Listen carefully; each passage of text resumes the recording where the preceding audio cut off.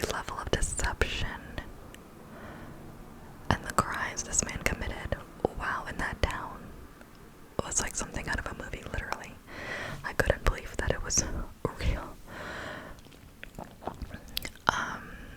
And his second trial for the financial crimes, and I believe was the last one for him, just wrapped up a couple weeks ago. And so I thought, okay, let me do a video on it, on Alex Murdaugh. So let's jump right in, shall we? So his name is Richard Alexander Murdaugh, and he is a member of a prominent family in South Carolina, Low Country. Ever since Randolph Murdaugh Sr. founded his law office in Hampton County in 1910, the firm eventually grew into a large, powerful practice continued by his son, Randolph Jr., and his grandson, Randolph III, from 1920 to 2006. All three men also successively held the post of solicitor, aka prosecutor, for South Carolina's 14th Circuit Court. The Murdaugh's 86-year stretch serving as circuit solicitors was the longest such family legacy in U.S. history. Alex, or called Alec sometimes, was the golden child. He was born in 1967. He followed in his family's footsteps, and he studied law at the University of South Carolina, where he met athlete turned sorority sister Margaret, or Maggie, Brandstetter. They married in 1993 and had two sons, Baxter, who was born in 1996, and Paul, who was born in 1999. Maggie was known as a full-time homemaker. She was described as a dedicated mother.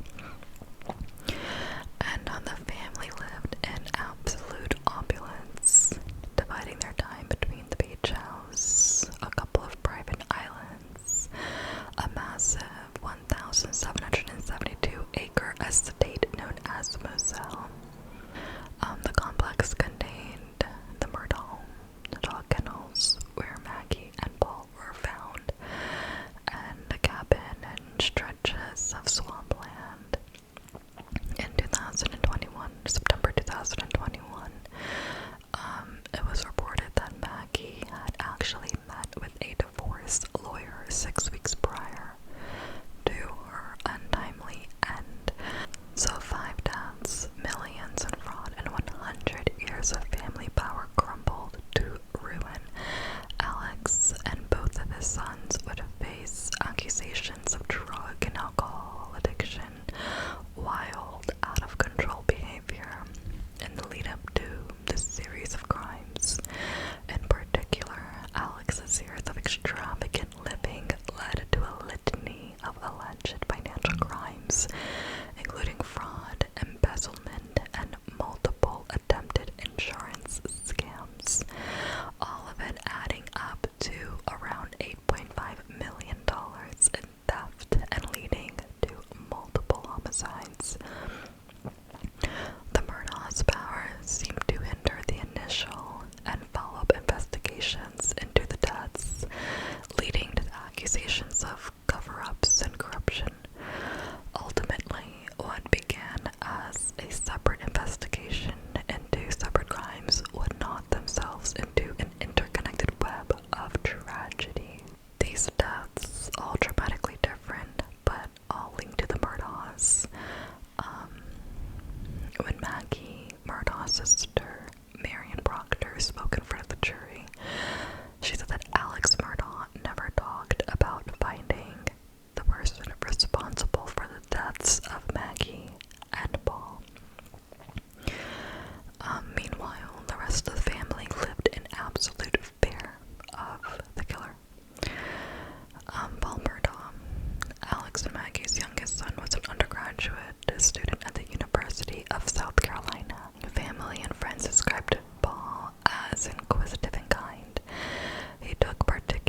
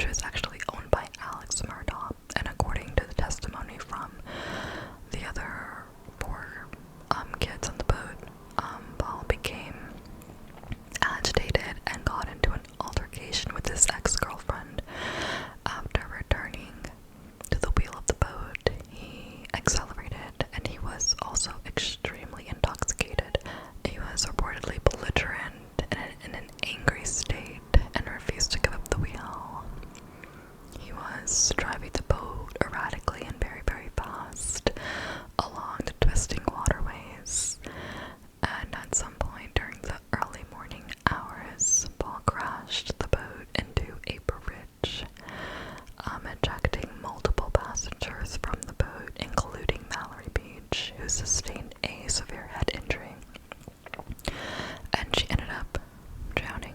Now, despite the clear signs of intoxication, the authorities failed to record his intoxication levels at the scene. At the hospital later that night, multiple witnesses confirmed that Paul was still drunk and uncooperative. They also observed that Alex Murdaugh arrived at the hospital and began to threaten and attempt to coerce witnesses there, encouraging them to stick to a version of events that cleared Paul of any wrongdoing. One witness described the atmosphere as a weird, corny teen drama. Paul was indicted on 3 charges of boating under the influence, causing great bodily harm, and causing death in the crash. He pleaded not guilty at his arraignment, but was unable to stand trial for any of the charges because he died before he could. Okay, so I'm going to talk about Buster, Alex's oldest son. So, his actual name is Richard Alexander Jr., but they nicknamed him Buster. So Alex and Maggie's older son graduated from Wofford College in 2018 and had plans to follow the family business going into law. He was actually expelled from law school for plagiarism, according to court documents. The bulk of Alex Murdaugh's jailhouse phone calls went to Buster, with their conversations ranging from small talk to his son's potential return to law school. The calls also revealed the family had paid a Columbia lawyer, Butch Powers, around $60,000 to help Buster secure readmittance into the law school. Buster had also been linked to the unsolved hit-and-run death of Stephen Smith, who was 19 years old at the time. But no official charges have ever been brought against Buster in the case. So about Stephen Smith, on July 8th, he was calling his mother to tell her that he had run out of gas and that he was on the side of the road. Later that night, he was found lying in the middle of the road, miles away from his car, from his truck, and it seemed that he had died from blunt force trauma, and his body had just been laid out in the middle of the road like a snow angel, apparently. Or that's what his mom said. And Stephen was openly gay, and South Carolina Highway Patrol files indicate that 10 people were interviewed about this incident and suggested that Buster should be questioned. However, rumors of his involvement in the death or potential relationship with Stephen Smith remained unfounded. So, authorities initially assumed that Stephen was the victim of the hit and run after leaving his truck and walking to get gas, and just closed the case, despite numerous observations by police that suggested that Stephen Smith was actually attacked and unalived. But police also later noted that the scene looked very staged. The first responding officer noted that there were no vehicle debris or skin marks or injuries consistent with a hit and run or being struck by a vehicle. Stephen's shoes were on still and loosely tied, and around the town, gossip started that he was dating Buster Murdaugh and that he had been the victim of a hate crime by the Murdaugh brothers. But Buster, who was a former classmate of Stephen, denied any involvement at all with Stephen Smith and what happened to Stephen Smith. So moving on to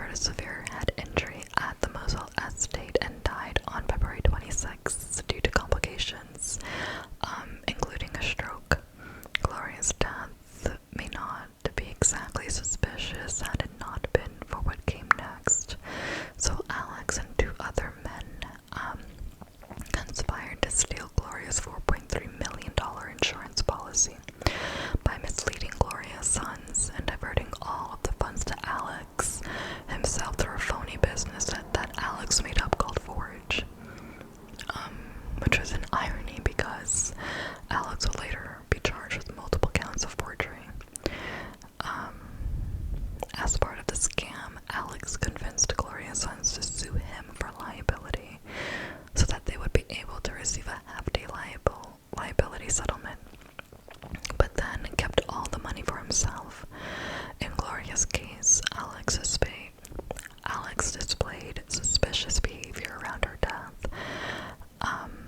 including arriving on the scene before the EMTs and insisting he heard Gloria say the dogs caused her to fall, contradicting her own statement later that she had no idea what caused it. Gloria's sons were ultimately able to recover more than $6.5 million from the lawsuit. So another person, Sandra Taylor, was she died in a car crash from a drunken driver, and she left behind 3 children. Alex told her estate that he could only get a $30,000 settlement, but he took $150,000 of her money for himself. Another person, Jordan Jinks, was Alex's childhood best friend all the way into adulthood until this trial happened, and Jordan Jinks' father and Alex Murdaugh's father were best friends, and Jordan went to Alex after incurring hundreds of thousands of dollars in medical bills for a neck injury that he got when somebody rear-ended his car. Jordan paid the bills in advance, having been assured by Alex Murdaugh that he would obtain a settlement to pay him back. Alex Murdaugh got the money, but kept the entire $150,000 for himself. Alex took a $309,000 check that he was supposed to give to Hakeem Pickney's family, and instead brought money orders that went to cover money he took from the accounts of other clients to pay down a loan and get cash for himself and an unnamed family member.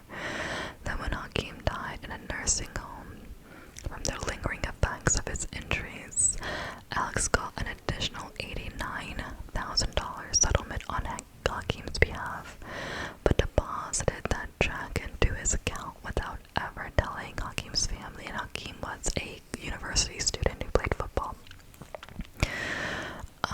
During the summer of 2021, more and more public interest grew around Paul's upcoming trial. After 30 years, Maggie was estranged from her husband Alex and was living in a completely separate home. She was living at their beach house home, and met with a divorce lawyer, and Alex was neck deep in fraud. The payouts were dwindling. He was not making that much money, and he was facing a costly divorce and potentially steep legal fees for his son. He also claimed to be battling with what he later described as a 20-year opioid addiction. Alex was so addicted to opioids that he admitted to taking more than 2,000 milligrams of painkillers a day in the months before the deaths of Maggie and Paul. During a cross-examination, Alex admitted that he even had a pocket full of pills when he was speaking to members of SLED about the murders. During the trial, jurors learned that Alex Murdaugh's son and wife were well aware of his addiction for several years. Alex testified that he had gone to detox in 2018, a month before the deaths of Paul and Maggie. And Paul actually sent a voicemail to his father saying, "I am still in Edisto Beach because when you get here, we have to talk. Mom found several bags of your pills in a computer bag." And cell phone records showed that same day that Maggie searched on Google white pill 30 on one side RB. The description matches a 30 milligram oxycodone pill. Maggie later deleted that search on Google for the pills, and Alex sent a text message to his wife the following day saying, "I am very sorry that I do all of this to you. I love you." On June 7th, 2021, Alex reportedly lured Maggie and Paul to Moselle, prompting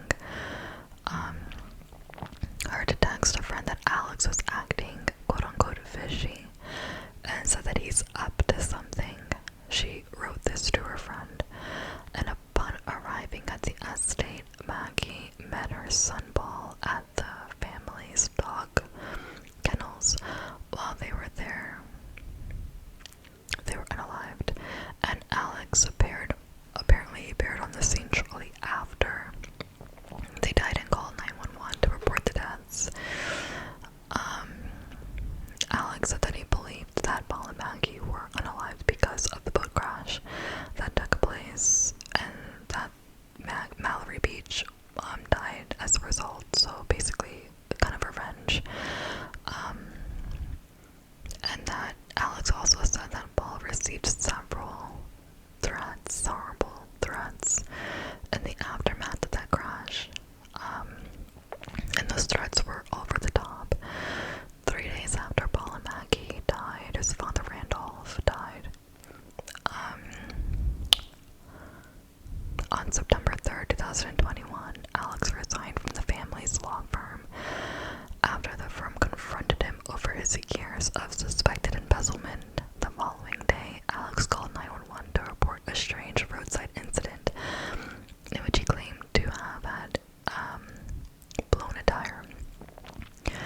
When a stranger stopped to help him, Alex reported that the stranger shot him in the head. Though someone clearly shot and grazed Alex in the head, even witnesses at the scene did not believe his story. It kind of looked like a setup, so we didn't stop, said the witnesses. So basically, Alex told the truth eventually and said that he intended to have a friend unalive him so that his surviving son Buster could receive Alex's $10 million life insurance payout. Authorities arrested Alex and his accomplice, who was apparently his former drug supplier, charging both men with conspiracy to commit insurance fraud. Alex's law license was immediately suspended and he was later disbarred. Alex posted bond and checked himself into a drug rehab center, only to be arrested for felony fraud charges in the Satterfield case when he emerged. This time his bail was denied and his assets were frozen. During Alex's trial, which began on January 23rd, 2023, the Judge Newman, had ordered the removal of a portrait of Alex Murdaugh's grandfather from the courthouse to ensure a fair trial. The trial began with a game-changing reveal from the prosecution, a never-before-seen cell phone video of Paul's phone shortly before he and his mom were unalived. While at the kennels, Paul took a video of himself playing with the dogs. In the background, you can clearly hear two voices. One is Maggie's, and one is clearly Alex's. Prosecutors say that this video was filmed just a few minutes, 5 minutes before Paul and Maggie died. That's when it seems that they stopped looking at their phone and stopped replying to texts. There was absolutely no activity on their phone. And this evidence revealed to the court that day that Alex was actually there and present with them before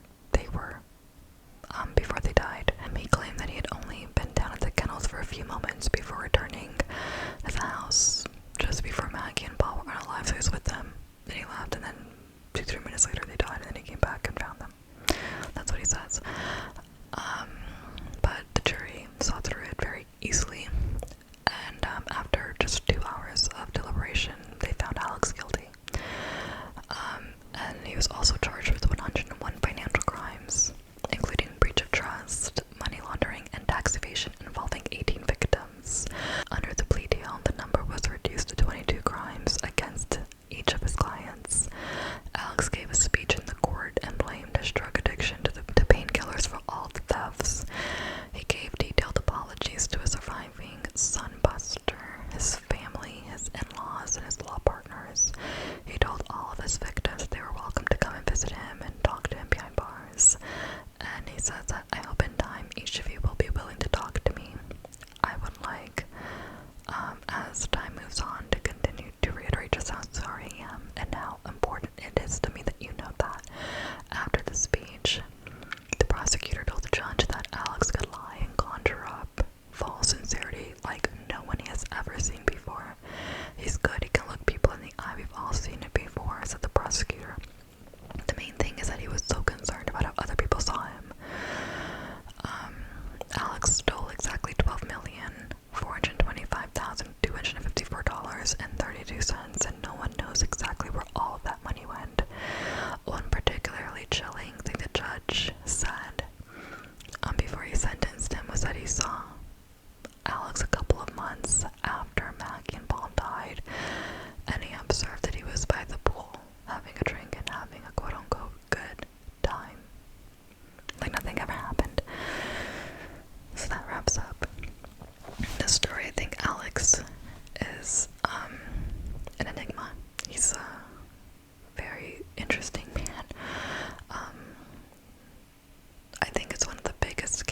I feel most watched cases in a long time.